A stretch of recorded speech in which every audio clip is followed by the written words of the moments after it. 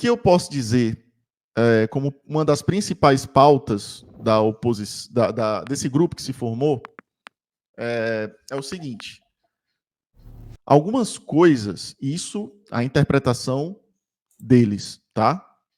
Douglas, só para tu entender.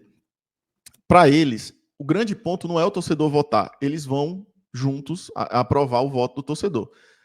Para tu ver, quer dizer, uma parte significativa das pessoas que estavam nesse jantar são favoráveis ao voto do torcedor. Para vocês entenderem. O suposto jantar que o Robson estaria participando e que não estava, né? Esse agora. Exato, e que não é do Robson. Esse jantar, a maioria das pessoas que estavam nele são favoráveis ao voto do torcedor. Mas existe um ponto que, primeiro, não conseguiram achar um denominador comum na formação da comissão do estatuto, que ia levar em consideração pessoas da situação e pessoas da oposição. O que se tem de lógica é que o estatuto está sendo feito basicamente pelo olhar da oposição. Certo? É um estatuto, digamos assim, com um viés de construção feito e moldado pela oposição. Certo? É bom só explicar isso para que a gente deixe tudo muito claro, assim, e a oposição entenda que eu não estou querendo criticar eles, tá? Porque é difícil, assim, é difícil. Falar de algumas situações do clube é delicado. Mas eu estou falando do olhar da situação, dos cabeças brancas, que são chamados os grupos aí do Carlos Moraes, Humberto Aragão, Eduardo Arruda, os cabeças brancas, certo? E eles consideram que algumas medidas que estão nesse estatuto novo, Douglas, vão fazer com que o conselho hoje do clube ganhe uma força quase que soberana ou quase que igualitária à executiva. Entendeu? A executiva vai perder muita autonomia, porque um órgão que é para legislar, que é para fiscalizar, vai quase virar um órgão regulador. E isso é prejudicial ao fluxo das coisas. Então, o que eles querem é mais equilíbrio entre essas questões de regulação, aliás, entre essas questões de como normatizar a gestão executiva pelo conselho de uma maneira que não ingesse a executiva do clube. Entendeu? É mais isso. É isso que está mais em pauta. É isso que está mais Que é incomodando. normal, né, Klaus? O que É é normal normal. você ter pautas diferentes, assim, pautas que Isso. desagradem um. Mas é questão até política de conversa também, de você chegar e tentar chegar a algo comum, né? Exato. Uma solução em comum. Porque é importante também a gente ressaltar que nem tudo que a situação faz tem que ser demonizada, e nem tudo que a oposição faz tem que ser, sabe, como se fosse Deus. Não, calma. Tem Agora, críticas dos dois lados e tem coisas para ponderar dos dois lados. exatamente. E aí é importante entender que todo mundo erra. E a oposição do Ceará parece que não aceita que manifestem uma crítica a eles, né? Se colocam como intocáveis. Porque eu critico a situação, critiquei várias vezes aqui Carlos Moraes, Pedro Mapurunga, Eduardo Arruda, disse para sair do Ceará, sair imediatamente, e tem que sair mesmo. Eu falo deles, mas eu nunca recebi contato de, Klaus, tá falando mal de mim e tal, mas da oposição eu já recebi. Mas eu vou explicar qual foi a causa, por que, Douglas, se formou esse bloco nessa reunião. Vou explicar agora. Simples e prático. Na última reunião do conselho que teve, que contou com a participação do João Paulo, Guilherme Pequeno, Francisco Sampaio, foram apresentar algumas coisas do clube, achincalharam o João Paulo de todo jeito. A oposição esmagou o João Paulo, que se manteve em silêncio, que não respondeu, que não retrucou, que não preferiu não partir para um conflito. E João Paulo foi acusado, foi achincalhado, foi humilhado dentro dessa reunião, certo?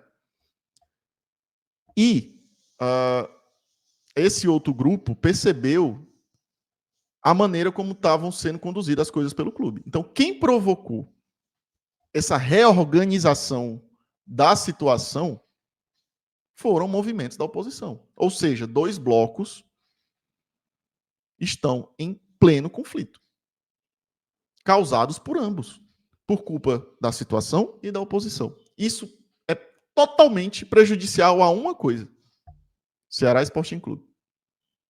Porque ninguém consegue mais dialogar. E eu estou falando aqui, o que eu estou falando aqui é informação. Fonte, Klaus, quem está te dizendo isso? Eu não vou revelar, nunca, só posso dizer que é muito segura e me trouxe uma percepção maior e mais madura do que está acontecendo dentro do clube. A cada dia que a gente vai conversando com as pessoas, e aí eu nem boto como oposição situação, boto como pessoas que estão dentro desse processo, vivendo esse processo. A gente amadurece a nossa opinião, a gente entende um pouco mais, a gente vai percebendo tudo que vai acontecendo como acontece dentro do clube. Então, o fato é que hoje existem dois blocos antagônicos, fortes. O estatuto está sendo feito pela oposição, basicamente, majoritariamente pela oposição.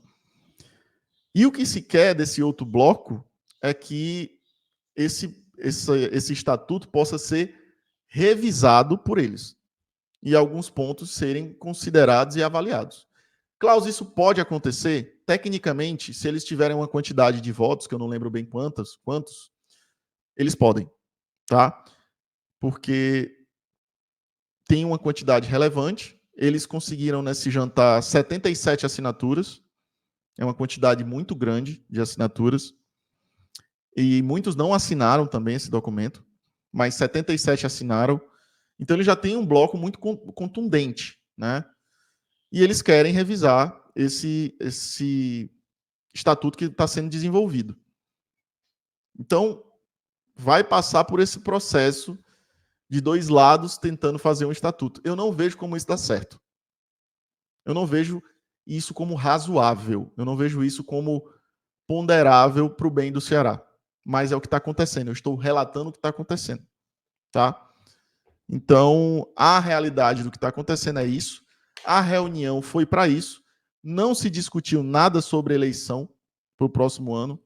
O que eu soube é que muitos deles não querem mais proximidade com a executiva, de serem executivos, mas vão atuar no conselho. Vão, digamos assim, serem cada vez mais fortes no conselho. Mas Carlos Moraes não quer mais, diz que no final de 2024 sai do Ceará em definitivo. Pedro Mapurunga não quer mais, Eduardo Arruda tem um probleminha maior, né, digamos assim. Então, assim, isso que está acontecendo, pelo menos a título de informação do que aconteceu nessa reunião.